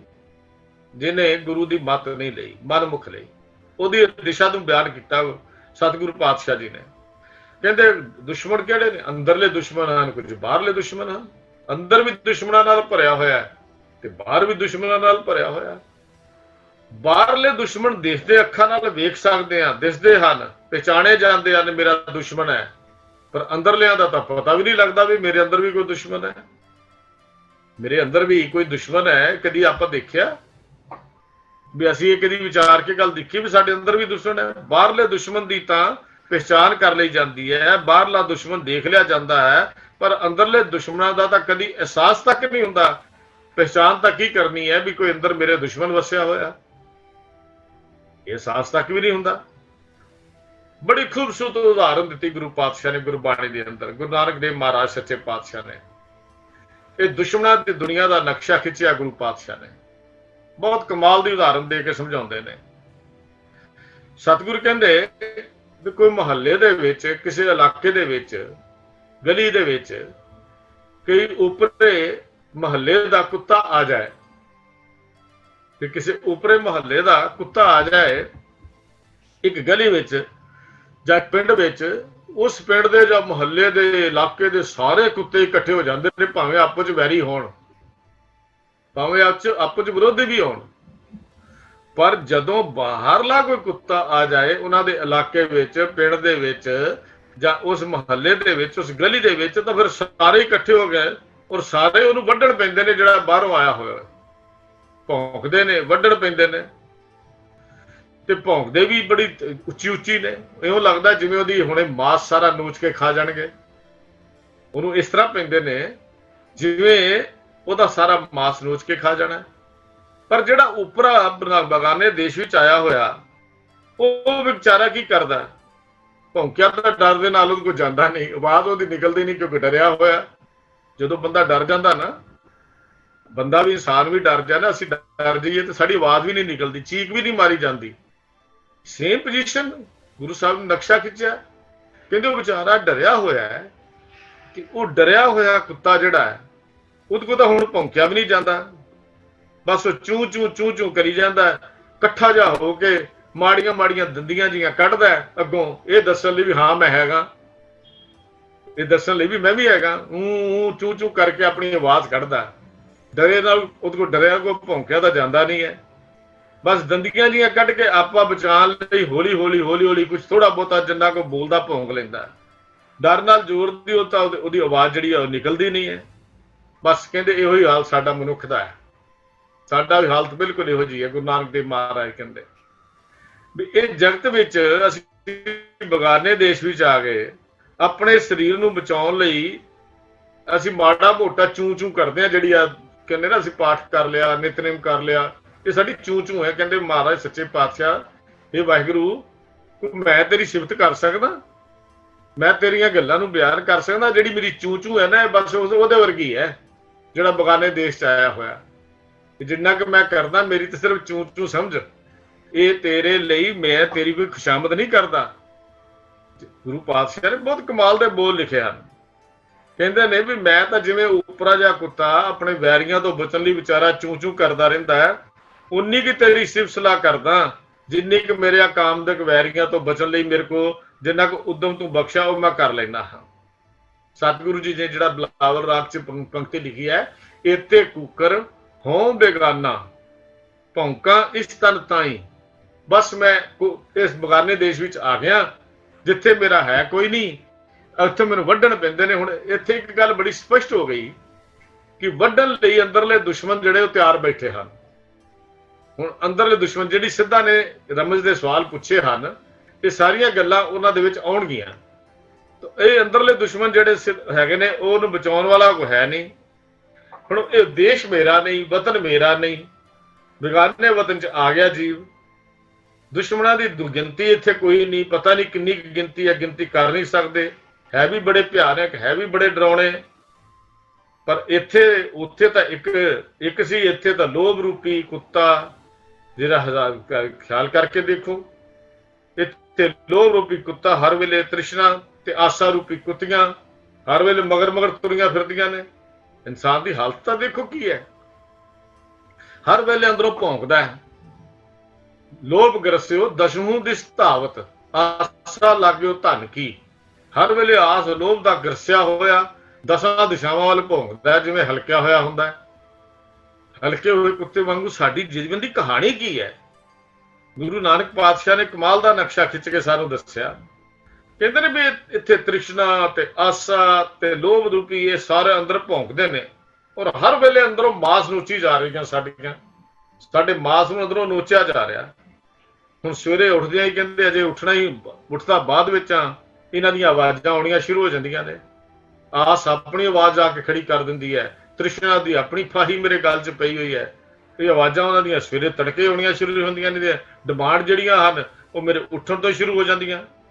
ਤਾਂ ਇਹਨਾਂ ਦੀਆਂ ਮੰਗਾਂ ਪੂਰੀਆਂ ਕਰਨ ਲਈ ਮੈਂ ਫਿਰ ਹੱਥਾਂ ਤੇ ਜਾ ਕੇ ਝੂਠ ਬੋਲਦਾ। ਆਸਾ ਤੇ ਤ੍ਰਿਸ਼ਨਾ ਦੀਆਂ ਮੰਗਾਂ ਪੂਰੀਆਂ ਕਰਨ ਲਈ ਫਿਰ ਮੈਂ ਝੂਠ ਬੋਲਦਾ। ਤੇ ਝੂਠ ਦਾ ਸ਼ੁਰਾ ਕਹਿੰਦੇ ਮੈਂ ਹੱਥ 'ਚ ਲਿਆ ਹੋਇਆ। ਝੂਠ ਦਾ ਸ਼ੁਰਾ, ਝੂਠ ਦਾ ਚਾਕੂ ਸ਼ੁਰਾ ਮੈਂ ਕਹਿੰਦੇ ਹੱਥ 'ਚ ਲੈ ਕੇ ਤੁਰਿਆ ਫਿਰਦਾ। ਤੇ ਮਾਇਆ 'ਚ ਮੈਂ ਠੱਗਿਆ ਜਾ ਰਿਹਾ। ਪਰਾਇਆ ਹੱਕ ਮੈਂ ਖਾ ਰਿਹਾ, ਮੁਰਦਾਰ ਮੈਂ ਖਾ ਰਿਹਾ, ਮੁਰਦਾ ਮੈਂ ਖਾਨਾ। ਇਹ ਵੇਸ਼ ਅੰਦਰ ਮੈਂ ਇੱਕ ਸ਼ਿਕਾਰੀ ਜਿਹਾ ਬਣ ਗਿਆ। ਸ਼ਿਕਾਰੀਆਂ ਦਾ ਵੇਸ਼ ਮੈਂ ਬਣਾ ਲਿਆ ਆਪਣਾ। ਸ਼ਿਕਾਰੀ ਕੀ ਹੁੰਦਾ? ਜਿਹੜਾ ਸ਼ਿਕਾਰ ਦੇਖਿਆ, ਸ਼ਿਕਾਰ ਦੀ ਆੜ 'ਚ ਬੈਠਾ ਹੋਇਆ ਤੇ ਹਰ ਵੇਲੇ ਸ਼ਿਕਾਰ ਦੀ ਭਾਲ 'ਚ ਉਹਨੇ ਦੇਖਦੇ ਰਹਿਣਾ। ਭਾਵੇਂ ਉਹ ਲੰਮਾ ਪਿਆ ਹੋਵੇ ਸ਼ਿਕਾਰੀ, ਪਰ ਉਹਦੀ ਜਿਹੜੀ ਭਾਵਨਾ ਉਹ ਤਾਂ ਸ਼ਿਕਾਰ ਲੱਭਣ ਦੀ ਹੈ ਨਾ। ਡੰਡੋਤ ਭਾਵੇਂ ਕਰੀ ਜਾਵੇ ਬੈਠ ਕੇ, ਗੁਰੂ ਅੱਗੇ ਡੰਡੋਟਾਂ ਵੀ ਕਰੀ ਜਾਏ, ਪਰ ਭਾਵਨਾ ਅੰਦਰੋਂ ਤਾਂ ਸ਼ਿਕਾਰੀ ਵਾਲੀ ਹੈ। ਸ਼ਿਕਾਰੀ ਵਾਲੀ ਭਾਵਨਾ ਤਾਂ ਗਈ ਨਹੀਂ। ਤਾਂ ਗੁਰੂ ਸਾਹਿਬ ਜੀ ਨੇ ਇੱਕ ਬੜੀ ਸਾਡੀ ਸ਼੍ਰੀ ਰਾਗ ਦੇ ਸ਼ਬਦ ਵਿੱਚ ਇੱਕ ਨਕਸ਼ਾ ਜਿਹਾ ਖਿੱਚਿਆ, ਜਿਹੜਾ ਗੁਰੂ ਨਾਨਕ ਦੇਵ ਮਹਾਰਾਜ ਦਾ ਬਚਨ ਹੈ, ਏਕ ਸਵਾਨ ਦੁਏ ਸਵਾਨੀ ਨਾਲ। ਤੇ ਇੱਕ ਸਵਾਨ ਕੁੱਤੇ ਨੂੰ ਕਹਿੰਦੇ ਨੇ। ਹਾਲਾਂਕਿ ਲਫ਼ਜ਼ ਭੈੜਾ ਜਿਹਾ ਲੱਗਦਾ ਜਦੋਂ ਅਸੀਂ ਆਮ ਬੋਲੀ 'ਚ ਬੋਲਦੇ ਹਾਂ, ਪਰ ਗੁਰੂ ਪਾਤਸ਼ਾਹ ਨੇ ਨਕਸ਼ਾ ਖਿੱਚ ਕੇ ਸਾਨੂੰ ਦੱਸਿਆ। ਕਹਿੰਦੇ ਨੇ ਇਹ ਮੇਰੇ ਨਾਲ ਦੋ ਆਸਾ ਤੇ ਤ੍ਰਿਸ਼ਨਾ ਰੂਪੀ ਉਹ ਭੌਂਕਦੀਆਂ ਨੇ। ਲੋਭ ਦਾ ਕੁੱਤਾ ਮੇਰੇ ਅੰਦਰ ਵਸਿਆ ਹੋਇਆ, ਭਲਕੇ ਭੌਂਕੇ ਸਦਾ ਬਿਆਲ। ਸਵੇਰੇ ਹੀ ਹਰ ਤੜਕੇ ਹੀ ਉੱਠਦਿਆਂ ਸਾਰ ਹੀ ਰੋਜ਼ ਦਾ ਕੰਮ ਹੈ ਇਹਨਾਂ ਦਾ, ਨਿਤਾ ਪ੍ਰਤੀ ਇਹ ਕੰਮ ਹੈਗਾ। ਤੇ ਫਿਰ ਕੂੜ ਸ਼ੁਰਾ ਮੁੱਠਾ ਮੁਰਦਾਰ, ਮੈਂ ਮੁਰਦਾ ਖਾ ਰਿਹਾ, ਹੱਥ 'ਚ ਮੈਂ ਕੂੜ ਦਾ ਛੁਰਾ ਫੜਿਆ ਹੋਇਆ। ਤੇ ਧਾਨ ਕੋ ਰੂਪ ਰਹਾ ਕਰਤਾਰ, ਰੂਪ ਮੇਰਾ ਕਹਿੰਦੇ ਸ਼ਿਕਾਰੀਆਂ ਵਾਲਾ ਬਣਿਆ। ਇਹ ਹਾਲ ਹੈ ਮੇਰਾ, ਕਹਿੰਦਾ ਜ਼ਿੰਦਗੀ ਦੀ ਕਹਾਣੀ ਤੇ ਇਹੋ ਜਿਹੀ ਹੈ। ਹੁਣ ਇਹੋ ਜਿਹੀ ਕਹਾਣੀ, ਜਗਤ ਇਹੋ ਜਿਹਾ ਹੈ।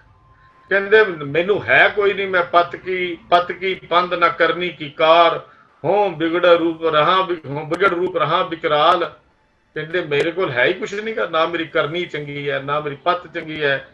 ਤੇ ਬਸ ਮੈਂ ਤਾਂ ਇਹੋ ਕੋਈ ਦੇਖਦਾ ਇਸ ਕਹਾਣੀ ਨੂੰ, ਇਸ ਜਗਤ ਵਿੱਚ ਵਿਚਰਦਿਆਂ ਮੈਨੂੰ ਇਹੋ ਕੁਝ ਨਜ਼ਰ ਆਉਂਦਾ। ਤੇ ਮੇਰਾ ਹਾਲ ਕੀ ਹੈ? ਜ਼ਬਾਨ ਮੇਰੀ ਨਿੰਦਿਆ ਕਰਦੀ ਹੈ, ਹਰ ਵੇਲੇ ਨਿੰਦਿਆ ਵਿੱਚ ਲੱਗੀ ਰਹਿੰਦੀ ਹੈ। ਮੁੱਖ ਨਿੰਦਾ ਆਖਾਂ ਦਿਨ ਰਾਤ ਹੀ ਕਹਿੰਦੇ ਇਹੋ ਹੀ ਕੰਮ ਹੈ ਵੀ ਜ਼ਬਾਨ ਨੇ ਕਰਨੀ ਹੈ। ਫਿਰ ਪਰਾਇਆ ਰੂਪ ਵੀ ਦੇਖਦਾ, ਮੈਂ ਨੀਚ ਨਹੀਂ ਤਾਂ ਹੋਰ ਕੀ ਆ। ਕਹਿੰਦੇ ਭਰ ਕਰ ਜੋ ਹੀ ਨੀਚ ਸਨਾਤ, ਤੇ ਮੈਂ ਪਰ ਘਰ ਨੂੰ ਜੋ ਹੀ ਤਾਂ ਮਤਲਬ ਦੇਖਣਾ, ਦੂਜੇ ਘਰ ਨੂੰ ਦੇਖਣਾ, ਦੂਜੇ ਦਾ ਰੂਪ ਦੇਖਣਾ, ਦੂਜੇ ਦਾ ਧਨ ਦੇਖਣਾ, ਦੂਜੇ ਦੀ ਦੌਲਤ ਦੇਖਣੀ, ਇਹ ਸਾਰਾ ਪਰ ਘਰ ਦੀ ਕਹਾਣੀ ਹੈ। ਗੁਰੂ ਪਾਤਸ਼ਾਹ ਜੀ ਨੇ ਗੱਲ ਕੀਤੀ, ਕਹਿੰਦੇ ਕਾਮ ਕ੍ਰੋਧ ਤਨ ਵਸੇ ਚੰਡਾਲ, ਇਹ ਕਾਮ ਕ੍ਰੋਧ ਚੰਡਾਲ ਮੇਰੇ ਅੰਦਰ ਵਸੇ ਹੋਏ ਆ। ਧਾਨਕ ਰੂਪ ਰਹਾ ਕਰਤਾਰ, ਰੂਪ ਮੇਰਾ ਸ਼ਿਕਾਰੀਆਂ ਦਾ, ਵੇਸ ਮੈਂ ਸ਼ਿਕਾਰੀਆਂ ਦਾ ਬਣਾਇਆ ਹੋਇਆ। ਇਹ ਹਾਲਤ ਸਾਡੀ ਹੈ। ਹੁਣ ਦੁਨੀ ਗੁਰੂ ਪਾਤਸ਼ਾਹ ਨੂੰ ਜਦੋਂ ਸਿੱਧਾਂ ਨੇ ਗੱਲ ਕੀਤੀ ਵੀ ਇਸੇ ਤਾਂ ਚਾਰੇ ਪਾਸੇ ਜਗਤ ਵਿੱਚ ਹੈ ਹੀ ਇਹੋ ਕੁਝ, ਇੱਥੇ ਗਿਣਤੀ ਕੋਈ ਨਹੀਂ ਭਰਮਾਂ ਦੀ, ਪਖੰਡਾਂ ਦੀ, ਕਰਮ ਕਾਂਡਾਂ ਦੀ, ਤੇ ਆ ਗਿਆ ਇਸ ਦੇਸ਼ ਦੇ ਵਿੱਚ, ਜਿੱਥੇ ਇਸ ਦੇਸ਼ ਦੇ ਵਿੱਚ ਆ ਕੇ ਦਾ ਵਾਸਾ ਹੋ ਗਿਆ, ਜਿੱਥੇ ਮੇਰਾ ਕੋਈ ਹੈ ਨਹੀਂ। ਜਦੋਂ ਬੱਚਾ ਵੀ ਜਨਮ ਲੈਂਦਾ ਨਾ, ਫਿਰ ਉਹ ਰੋਂਦਾ ਹੈ। ਅਸਲ 'ਚ ਬੱਚਾ ਰੋਂਦਾ ਫਿਰ ਕਿਉਂ ਹੈ? ਉਹਨੂੰ ਅਹਿਸਾਸ ਹੋ ਜਾਂਦਾ ਵੀ ਮੈਂ ਹੁਣ ਇਸ ਬਗਾਨੇ ਦੇਸ਼ ਵਿੱਚ ਆ ਗਿਆ, ਵਿਛੋੜਾ ਪੈ ਗਿਆ ਮੇਰੇ ਆਪਣੇ ਨਾਲੋਂ। ਬੱਚਾ ਜਦੋਂ ਰੋਂਦਾ ਨਾ, ਉਹਦਾ ਅਹਿਸਾਸ ਹੈ ਵੀ ਮੇਰਾ ਇਹ ਬਗਾਨਾ ਦੇਸ਼ ਹੈ, ਇੱਥੇ ਮੇਰਾ ਹੈ ਕੋਈ ਨਹੀਂ। ਹਾਲਾਂਕਿ ਜਿਵੇਂ ਜਿਵੇਂ ਲਿਵ ਛੁੜਕੀ ਲੱਗੀ, ਤ੍ਰਿਸ਼ਨਾ ਦੀ ਫਾਹੀ ਗਲ 'ਚ ਪੈਂਦੀ ਹੈ, ਮਮਤਾ ਦੀਆਂ ਤੰਦਾਂ ਵੱਜਦੀਆਂ ਨੇ, ਉਹਨੂੰ ਸਭ ਕੁਝ ਆਪਣਾ ਲੱਗਦਾ, ਪਰ ਅਸਲ ਵਿੱਚ ਹੈ ਕੁਝ ਵੀ ਨਹੀਂ। ਕਹਿੰਦੇ ਬੱਚਾ ਰੋਂਦਾ ਵੀ ਹੈ। ਇਹ ਹਾਲਤ ਸਾਡੀ ਜਿਹੜੀ ਬਣ ਗਈ ਹੈ। ਗੁਰੂ ਪਾਤਸ਼ਾਹ ਜੀ ਨੇ ਹੁਣ ਸਿੱਧਾਂ ਦੇ ਜਿਹੜੇ ਸਵਾਲ ਕੀਤੇ ਨੇ, ਉਹਨਾਂ ਨੂੰ ਹੁਣ ਇਸ ਸੰਸਾਰ ਦੀ ਬਣਤਰ ਵਿੱਚੋਂ ਸਮਝਣ ਦੀ ਲੋੜ ਪਵੇਗੀ। ਜਦੋਂ ਆਪਾਂ ਸੰਸਾਰ ਦੀ ਬਣਤਰ ਨੂੰ ਪਹਿਲਾਂ ਦੇਖ ਲਿਆ ਤਾਂ ਸਿੱਧ ਕਹਿੰਦੇ ਬਾਬਾ ਜਗ ਬੜਾ ਕਰੜਾ ਹੈ, ਅਸੀਂ ਤਾਂ ਜਗਤ ਨੂੰ ਦੇਖ ਲਿਆ। ਵੀ ਬਾਲਿਆ ਤੂੰ ਦੱਸ ਵੀ ਅਸੀਂ ਤਾਂ ਜਗਤ ਵੇਖ ਲਿਆ, ਜਗਤ ਬੜਾ ਹੀ ਕੜਾ ਹੈ, ਬਹੁਤ ਹੀ ਕਰੜਾ ਹੈ, ਦੁਨੀਆ 'ਚ ਰਹਿਣਾ ਬੜਾ ਹੀ ਔਖਾ ਹੈ, ਅਸੀਂ ਤਾਂ ਦੁਨੀਆ ਛੱਡ ਦਿੱਤੀ, ਅਸੀਂ ਤਾਂ ਦੁਨੀਆ ਤਿਆਗ ਦਿੱਤੀ।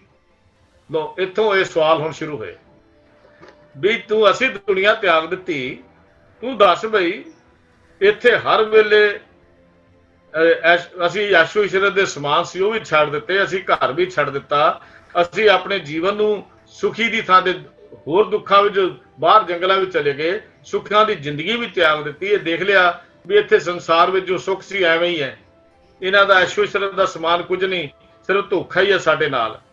ਕਹਿੰਦੇ ਨੇ ਇਹੋ ਜਿਹੀ ਹਾਲਤ ਮੈਂ ਅਸੀਂ ਜਗਤ ਦੀ ਦੇਖ ਕੇ ਅਸੀਂ ਤਾਂ ਜਗਤ ਛੱਡ ਦਿੱਤਾ। ਅਸੀਂ ਇਹ ਵੀ ਦੇਖ ਲਿਆ ਇੱਥੇ ਕੋਈ ਮਿੱਤਰ ਨਹੀਂ, ਕੋਈ ਸੰਬੰਧੀ ਨਹੀਂ, ਸਭ ਆਪਣੀਆਂ ਲੋੜਾਂ ਪੂਰੀਆਂ ਕਰਨ ਲਈ ਬੈਠੇ ਨੇ, ਸਭ ਆਪੋ ਆਪਣੇ ਮਤਲਬ ਕੱਢਣ ਲਈ ਬੈਠੇ ਹਨ। ਅਸੀਂ ਸੋਚਿਆ ਕੀ ਕਰਨਾ ਇਹ ਜਿਹੀ ਦੁਨੀਆ ਨੂੰ, ਦੱਸੋ ਇਸ ਦੁਨੀਆ ਨੂੰ ਕੀ ਕਰੀਏ, ਇਸ ਦੁਨੀਆ 'ਚ ਹੈ ਕੀ ਹੈ, ਵੀ ਅਸੀਂ ਦੁਨੀਆ 'ਚ ਰੱਖਿਆ ਕੀ ਹੈ, ਇਸ ਦੁਨੀਆ ਨੂੰ ਕੀ ਕਰਨਾ ਜਿੱਥੇ ਸਾਡੇ ਮਤਲਬ ਦੀ ਕੋਈ ਗੱਲ ਹੀ ਨਹੀਂ। ਹਰ ਬੰਦਾ ਵੱਢਣ ਨੂੰ ਪੈਂਦਾ, ਹਰ ਬੰਦਾ ਮਾਸ ਨੋਚਣ ਨੂੰ ਫਿਰਦਾ ਹੈ, ਵਿਕਾਰ ਮੇਰੇ ਅੰਦਰੋਂ ਤੇ ਬਾਹਰੋਂ ਸਾਨੂੰ ਨੋਚ ਰਹੇ ਨੇ। ਤੇ ਦੱਸੋ ਅਸੀਂ ਇਸ ਦੁਨੀਆ ਨੂੰ ਕੀ ਕਰਨਾ ਸੀ, ਅਸੀਂ ਤਾਂ ਦੁਨੀਆ ਦਿੱਤੀ ਛੱਡ। ਪਰ ਹੁਣ ਤੂੰ ਦੱਸ ਵੀ ਇਹ ਜੀਵਨ ਤਾਂ ਕੋਈ ਸੌਖਾ ਹੈ ਨਹੀਂ। ਹੁਣ ਜੀਵਨ ਔਖਾ ਜਿਹੜਾ ਹੈ, ਇਹਦੀ ਗੱਲ ਸਿੱਧਾ ਨੇ ਅਗਲਾ ਸਵਾਲ ਕੀਤਾ ਵੀ ਜੀਵ ਤੂੰ ਦੱਸ ਐਡੇ ਔਖੇ ਜੀਵਨ ਨੂੰ, ਤੇ ਜੀਵਨ ਕੀ ਜਿਹੜੀ ਜੀਵ ਆਤਮਾ ਮੋਮ ਵਰਗੀ ਹੈ, ਮੋਮ ਵਰਗੀ, ਤੇ ਉਸ ਜੀਵ ਆਤਮਾ ਇਹ ਕਾਮ ਕ੍ਰੋਧ ਲੋਭ ਮੋਹ ਹੰਕਾਰ ਦੇ ਲੋਹੇ ਨੂੰ ਕਿੱਦਾਂ ਚੱਬੇਗੀ। ਹੁਣ ਇਹ ਸਵਾਲ ਇੱਥੇ ਖੜਾ ਹੋਇਆ, ਜਿਹੜਾ ਮਤਲਬ ਜਵਾਬ ਸਾਨੂੰ ਇੱਥੇ ਮਿਲਿਆ ਵੀ ਜੀਵ ਆਤਮਾ ਸਾਡੀ ਮੋਮ ਵਰਗੀ ਹੈ। ਮੋਮ ਦੇ ਦੰਦ ਕੀ ਜੀ, ਮੋਮ ਦੇ ਦੰਦ ਮਤਲਬ ਸਾਡੀ ਜੀਵ ਆਤਮਾ ਮੋਮ ਦੇ ਦੰਦਾਂ ਵਰਗੀ ਹੈ। ਮੈਨ ਕੇ ਦੰਦ ਦਾ ਅਰਥ ਇਹੋ ਹੀ ਹੈ।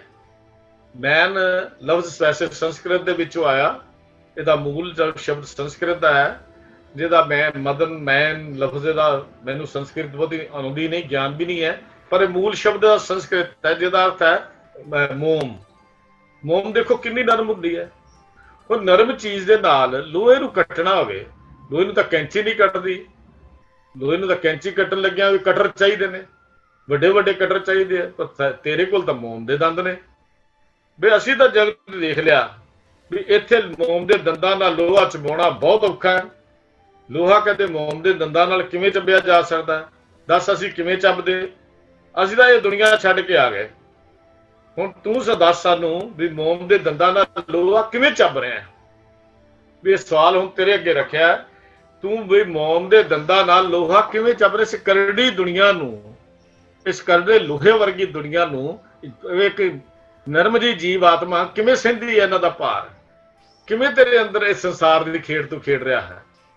ਤਾਂ ਪਹਿਲਾ ਸਵਾਲ ਜਿਹੜਾ ਸੀ ਸਿੱਧਾਂ ਦਾ ਇੱਥੋਂ ਗੱਲ ਸਾਨੂੰ ਸਪਸ਼ਟ ਹੋ ਗਈ ਵੀ ਮੋਮ ਦੇ ਦੰਦ ਕਿਹੜੇ ਨੇ ਤੇ ਸਾਡਾ ਲੋਹਾ ਚੱਬਣਾ ਕੀ ਹੈ।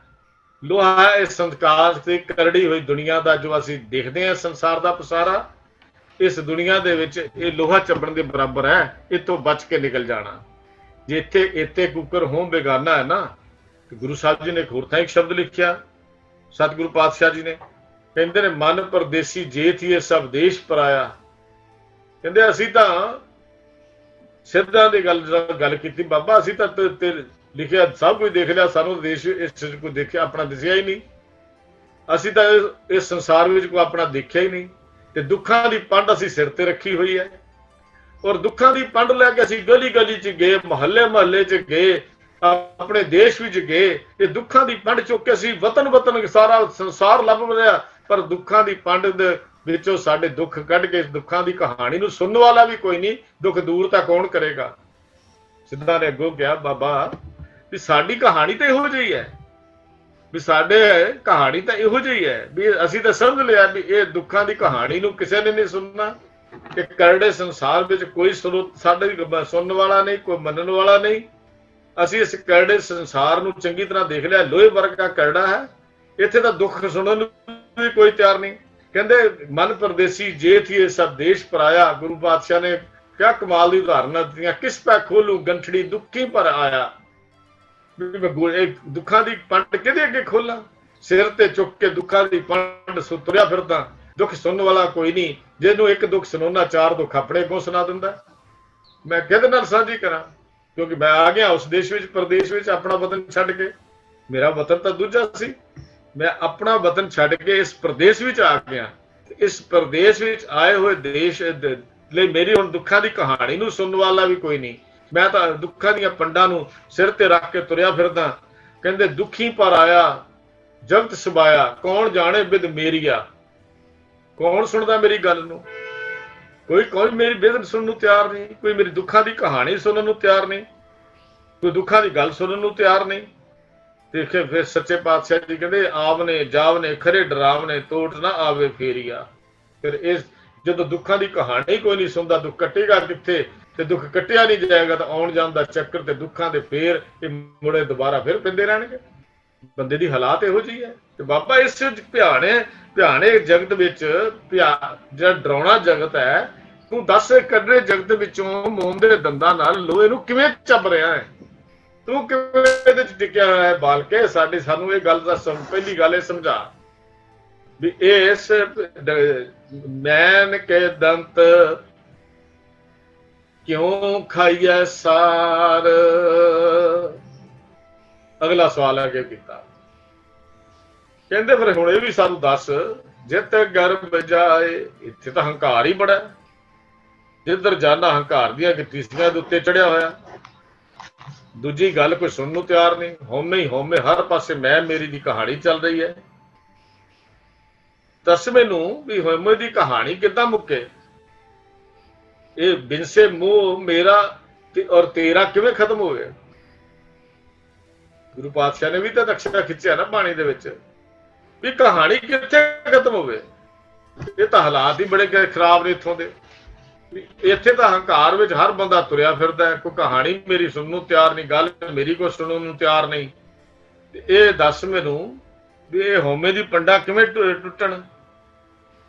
ਉਹ ਕੋਈ ਐਸਾ ਢੰਗ ਹੈ ਜਿਹਦੇ ਨਾਲ ਮੈਨੂੰ ਇਹ ਰਸਤਾ ਦੱਸੇਗਾ ਬਾਬਾ? ਗੁਰੂ ਪਾਤਸ਼ਾਹ ਜੀ ਨੇ, ਸਤਿਗੁਰੂ ਜੀ ਨੇ, ਗੁਰੂ ਅਰਜਨ ਦੇਵ ਜੀ ਨੇ ਸੋਠ ਰਾਗ ਵਿੱਚ ਜਿਹੜਾ ਸ਼ਬਦ ਲਿਖਿਆ, ਬਿਨਸੇ ਮੂੰਹ ਮੇਰਾ ਔਰ ਤੇਰਾ, ਬਿਨਸੇ ਆਪਣੀ ਧਾਰੀ ਸੰਤੋ ਇਹ ਬਤਾਓ ਕਾਰੀ। ਦੱਸੋ ਤੁਸੀਂ ਇਹੋ ਜਿਹਾ ਦੱਸੋ ਸਹੀ ਸਾਨੂੰ ਰਸਤਾ ਕਿਹੜਾ ਜਿਹੜਾ ਸਾਡੇ ਦੁੱਖਾਂ ਦੀ ਕਹਾਣੀ ਨੂੰ ਕੱਟ ਦੇਵੇ। ਜਿਤ ਹਉਮੈ ਗਰਭ ਨਿਵਾਰੀ, ਜਿਹੜਾ ਹਉਮੈ ਦੇ ਹੰਕਾਰ ਦੀਆਂ ਪੰਡਾਂ ਨੂੰ ਤੋੜ ਦੇਵੇ, ਦੂਰ ਕਰ ਦੇਵੇ। ਕੋਈ ਇਹੋ ਜਿਹਾ ਰਸਤਾ ਦੱਸੋ, ਕਿਹੋ ਜਿਹਾ ਮਾਰਗ ਦੱਸੋ। ਇਹ ਗਰਭ ਕਿਹੜਾ ਖਾਣਾ ਖਾਧਾ ਜਾਏ, ਕਿਹੜਾ ਆਹਾਰ ਕੀਤਾ ਜਾਏ, ਕਿਹੜੀ ਗੱਲ ਨਾਲ? ਅਸੀਂ ਸਿੱਧਾ ਨੇ ਸਵਾਲ ਕੀਤਾ, ਬਾਬਾ ਤੂੰ ਇਸ ਹੰਕਾਰੇ ਜਗਤ ਵਿੱਚ ਕਿੱਥੇ ਟਿਕਿਆ ਫਿਰਦਾ? ਇੱਥੇ ਤਾਂ ਕੋਈ ਟਿਕਣ ਨਹੀਂ ਦਿੰਦਾ, ਕਿਸੇ ਨੂੰ ਦੂਜੇ ਨੂੰ ਜੀਣ ਨਹੀਂ ਤਾਕ ਕੇ ਨਹੀਂ ਦਿੰਦਾ। ਤੇ ਤੂੰ ਇਸ ਕਰੜੇ ਜੱਗ ਵਿੱਚ ਹੰਕਾਰ ਦੀਆਂ ਟੀਸੀਆਂ ਤੇ ਚੜੇ ਹੋਏ ਵਿੱਚ ਕਿਵੇਂ ਬਚਿਆ ਹੋਇਆ? ਤੀਜਾ ਸਵਾਲ ਰੱਖਿਆ ਅੱਗੇ, ਹਿਵੈ ਕਾ ਘਰ ਮੰਦਰ, ਹਿਵੈ ਕਾ ਘਰ ਮੰਦਰ ਅਗਨ ਪਿਰਾਹਨ। ਪਿਰਾਹਨ ਦਾ ਹੁੰਦਾ ਚੋਲਾ ਪਾਉਣਾ, ਪਿਰਾਹਨ। ਹਿਵੇ ਦਾ ਘਰ, ਹਿਵੇ ਦਾ ਅਰਥ ਹੁੰਦਾ ਬਰਫ਼, ਬਰਫ਼ ਦਾ ਘਰ। ਹਿਵੇ ਕਾ ਘਰ ਮੰਦਰ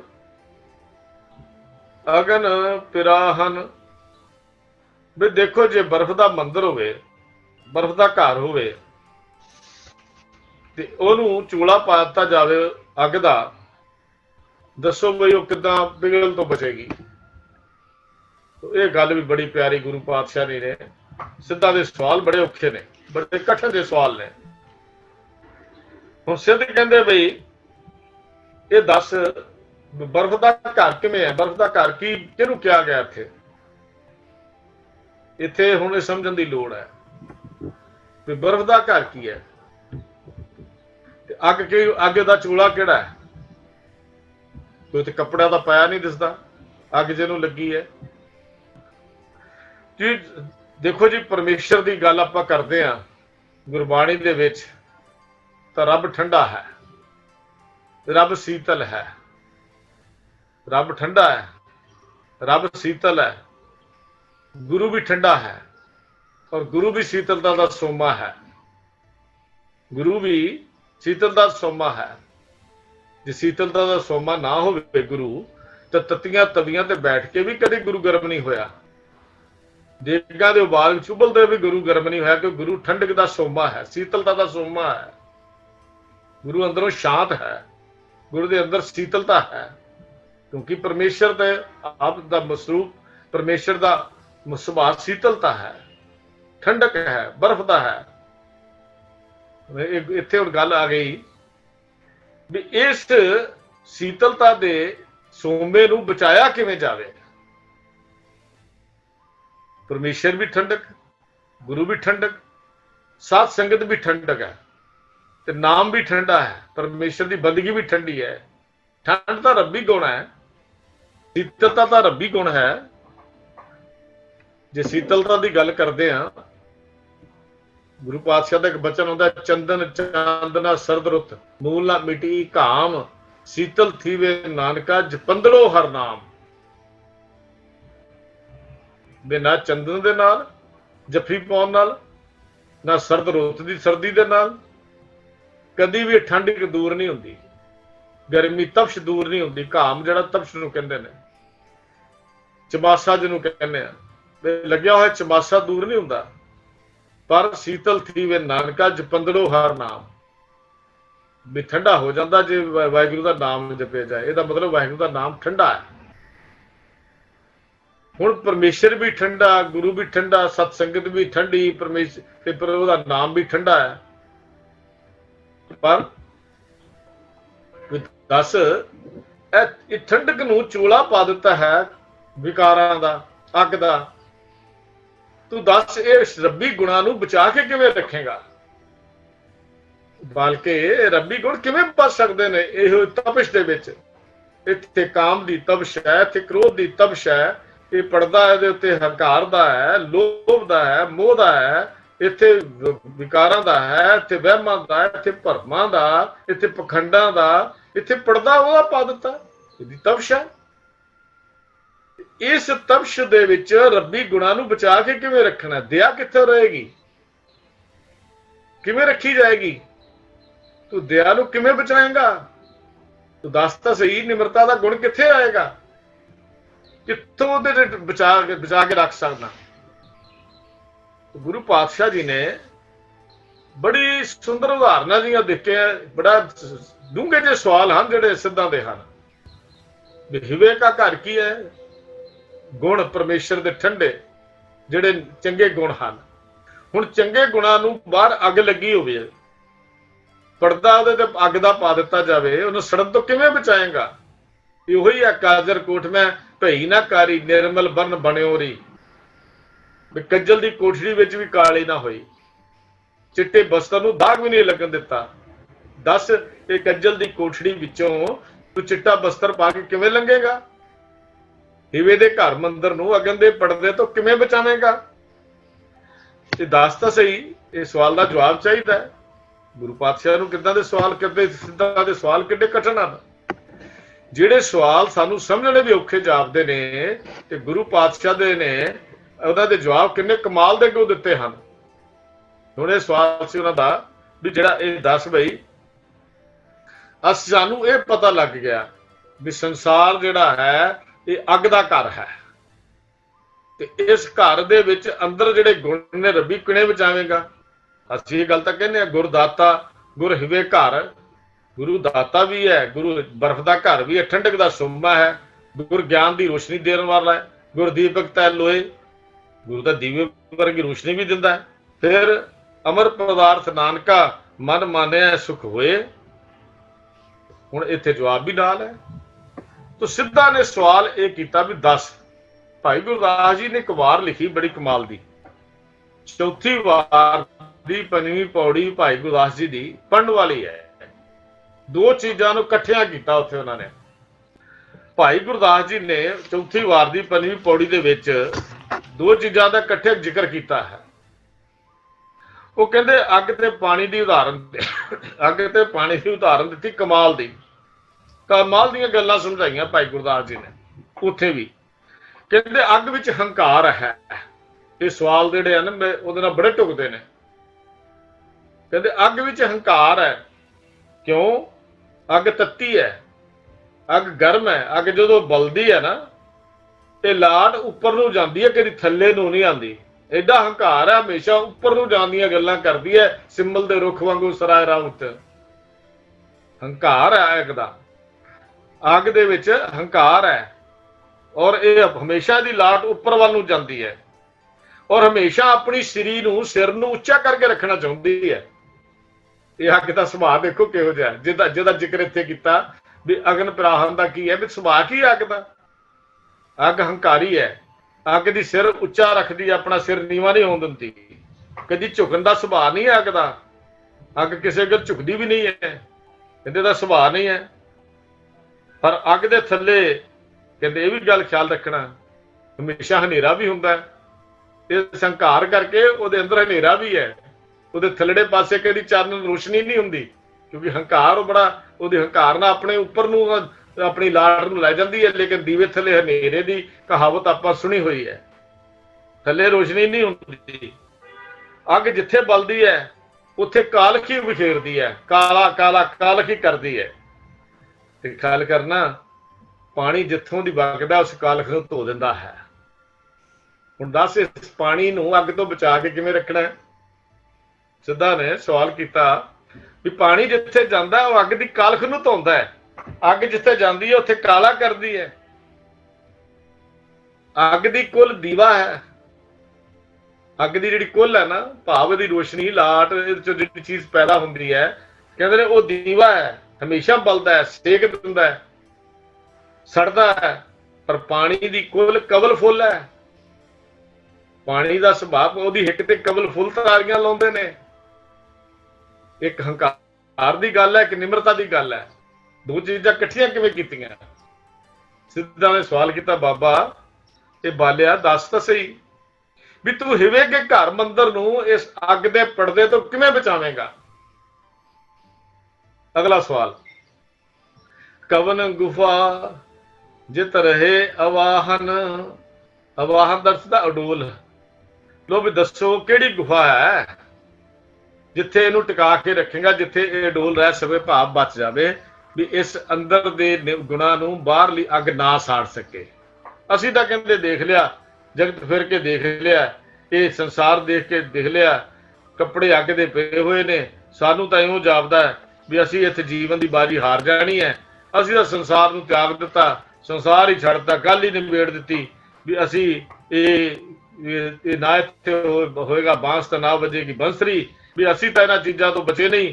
ਪਰ ਤੂੰ ਦੱਸ ਇਸ ਮੋਮ ਦੇ ਦੰਦਾਂ ਨਾਲ ਲੋਹਾ ਕਿਵੇਂ ਖਾ ਰਿਹਾ, ਤੇ ਤੂੰ ਦੱਸ ਇਹ ਹੰਕਾਰ ਨੂੰ ਕਿਹੜੇ ਭੋਜਨ ਨਾਲ ਖਾਧਾ, ਇਹ ਦੱਸ ਕਿ ਇਸ ਬਰਫ਼ ਦੇ ਘਰ ਨੂੰ ਤੂੰ ਅੱਗ ਤੋਂ ਕਿਵੇਂ ਬਚਾ ਕੇ ਰੱਖੇਗਾ, ਇਹ ਕਿਵੇਂ ਬਚੇਗਾ, ਤੇ ਕਿਹੜੀ ਗੁਫਾ 'ਚ ਵੜੇ ਜਿੱਥੇ ਇਹ ਅਡੋਲ ਹੋਵੇ, ਬਚ ਸਕੇ, ਬਰਬਾਦ ਨਾ ਹੋਵੇ। ਇਤ ਉਤ ਕਿਸ ਕੋ ਜਾਨ ਸਮਾਵੈ। ਇਤ ਉਤ,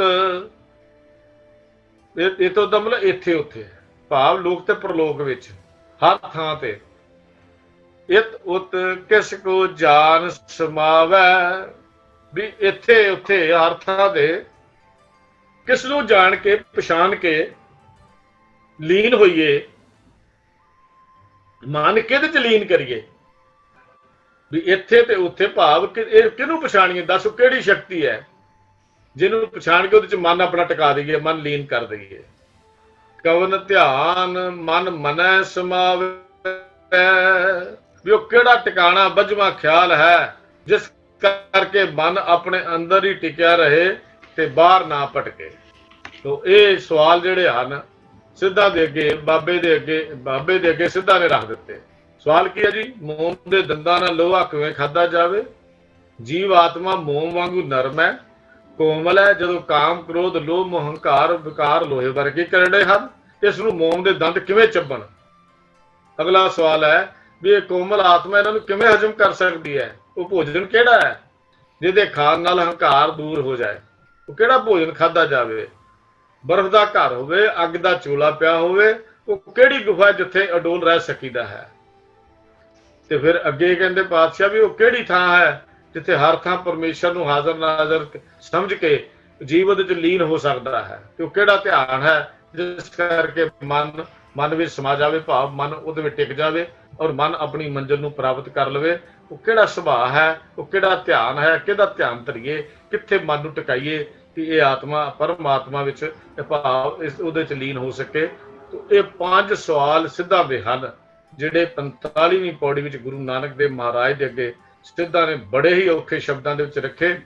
ਤੇ ਇਹਨਾਂ ਔਖੇ ਸ਼ਬਦਾਂ ਦੇ ਅਰਥ ਜਿਹੜੇ ਹਨ ਜਾਂ ਇਹਨਾਂ ਦੇ ਜਵਾਬ ਜਿਹੜੇ ਹਨ, ਅਗਲੀ ਪੌੜੀ ਵਿੱਚ ਗੁਰੂ ਪਾਤਸ਼ਾਹ 46ਵੀਂ 47ਵੀਂ ਪੌੜੀ ਵਿੱਚ ਵੀ ਇਹ ਚਰਚਾ ਇਸੇ ਤਰ੍ਹਾਂ ਚੱਲਦੀ ਹੈ। ਇਹ ਸਵਾਲਾਂ ਦੇ ਜਵਾਬ ਇਸ ਤਰ੍ਹਾਂ ਅੱਗੇ ਤੁਰੇ ਜਾਂਦੇ ਹਨ। ਤੋਂ ਅੱਜ ਦੇ ਵਿਚਾਰ ਕਰਦਿਆਂ ਹੋਈਆਂ ਬੇਅੰਤ ਭੁੱਲਾਂ ਦੀ ਆਪ ਪਾਸੋਂ ਖਿਮਾ ਚਾਹੁੰਦਾ ਹਾਂ, ਕਿਉਂਕਿ ਬੜੀ ਔਖੀ ਜੀ ਪੌੜੀ ਜਾਪਦੀ ਹੈ, ਸਮਝਣ ਲਈ ਵੀ ਬੜਾ ਸਮਾਂ ਲੱਗਦਾ ਹੈ ਤੇ ਹੋ ਸਕਦਾ ਸਮਝਾਉਣ ਵਿੱਚ ਬਹੁਤ ਸਾਰੀਆਂ ਉਣਤੀਆਂ ਇਹਦੇ 'ਚ ਰਹਿ ਗਈਆਂ ਹੋਣ। ਉਸ ਲਈ ਆਪ ਪਾਸੋਂ ਖਿਮਾ ਦਾ ਜਾਚਕਾਂ ਜੀ। ਕਾਰ ਸਤਿ ਫਤਿਹ ਬੁਲਾਓ। ਵਾਹਿਗੁਰੂ ਜੀ ਕਾ ਖਾਲਸਾ, ਵਾਹਿਗੁਰੂ ਜੀ ਕੀ ਫਤਿਹ।